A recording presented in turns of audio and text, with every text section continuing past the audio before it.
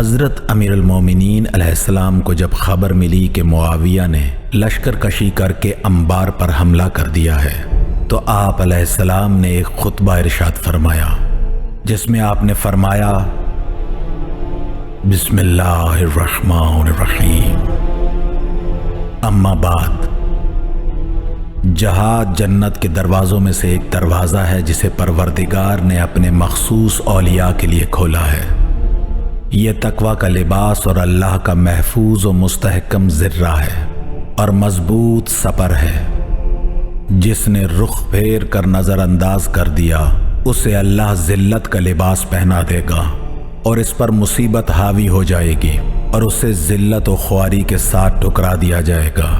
اور اس کے دل پر غفلت کا پردہ ڈال دیا جائے گا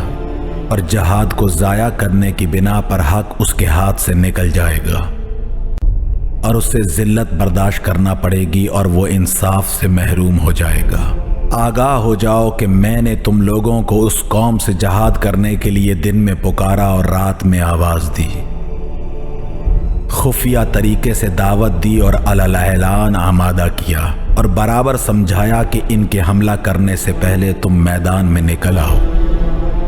کہ خدا کی قسم جس قوم سے اس کے گھر کے اندر جنگ کی جاتی ہے اس کا حصہ ذلت کے علاوہ کچھ نہیں ہوتا،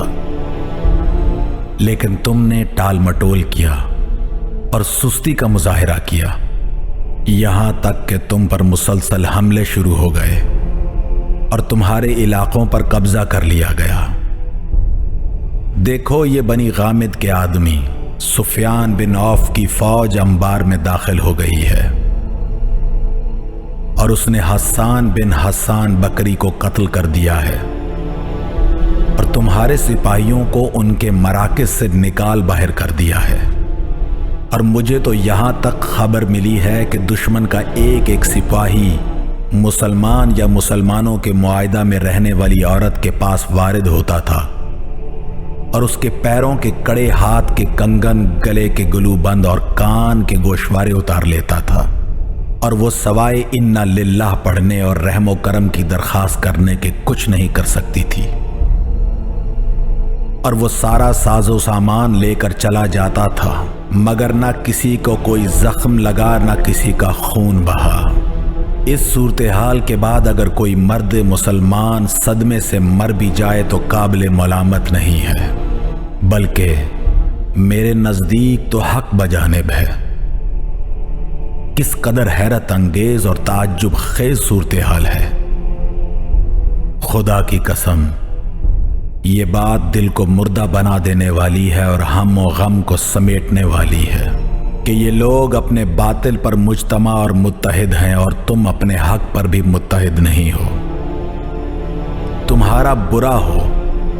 کیا افسوسناک حال ہے تمہارا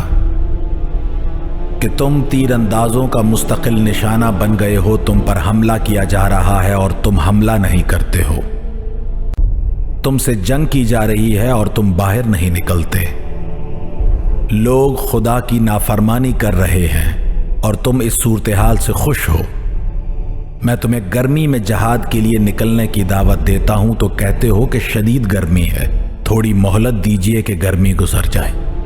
اس کے بعد سردی میں بلاتا ہوں تو کہتے ہو سخت جاڑا پڑ رہا ہے، ذرا ٹھہر جائیے کہ سردی ختم ہو جائے، حالانکہ یہ سب جنگ سے فرار کرنے کے بہانے ہیں، ورنہ جو قوم سردی اور گرمی سے بھاگتی ہو وہ تلواروں سے کتنا بھاگے گی۔ اے مردوں کی شکل و صورت والو اور واقعاً نامردو، تمہاری فکریں بچوں جیسی اور عقلیں حجلہ نشین عورتوں جیسی ہیں۔ میری دلی خواہش تھی کہ کاش میں تمہیں نہ دیکھتا اور تم سے متعارف نہ ہوتا، جس کا نتیجہ صرف ندامت اور رنج و افسوس ہے۔ اللہ تمہیں غارت کرے، تم نے میرے دل کو پیپ سے بھر دیا ہے اور میرے سینہ کو رنج و غم سے چھلکا دیا ہے۔ تم نے ہر سانس میں ہم و غم کے گھونٹ پلائے ہیں اور اپنی نافرمانی اور سرکشی سے میری رائے کو بھی بیکار اور بے اثر بنا دیا ہے۔ یہاں تک کہ اب قریش والے یہ کہنے لگے ہیں کہ فرزند ابو طالب بہادر تو ہیں لیکن انہیں جنگ لڑنے کا ہنر نہیں آتا۔ اللہ ان کا بھلا کرے۔ کیا ان میں کوئی بھی ایسا ہے جو مجھ سے زیادہ جنگ کا تجربہ رکھتا ہو اور مجھ سے پہلے کوئی مقام رکھتا ہو؟ میں نے جہاد کے لیے اس وقت قیام کیا جب میری عمر 20 سال بھی نہیں تھی، اور اب تو 60 سے زیادہ ہو چکی ہے۔ لیکن کیا کیا جائے، جس کی اطاعت نہیں کی جاتی ہے اس کی رائے کوئی رائے نہیں ہوتی ہے۔